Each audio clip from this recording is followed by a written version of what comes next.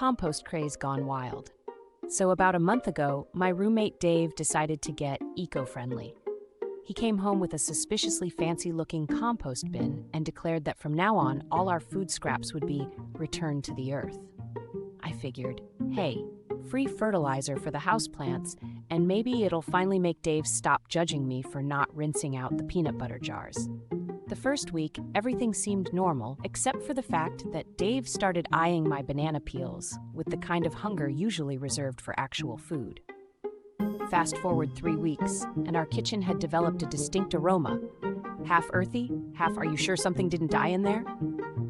At first, I chalked it up to the natural process of decomposition, but then I noticed Dave spending a lot of time hunched over the compost bin, taking notes in a little leather-bound notebook labeled "Top Secret."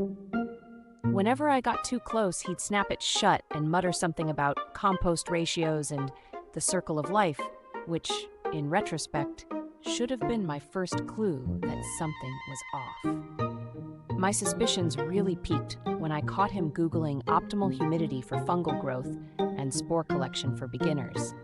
By this point, I was convinced he was either starting a new career as a truffle pig or plotting to turn our apartment into the set of a nature documentary.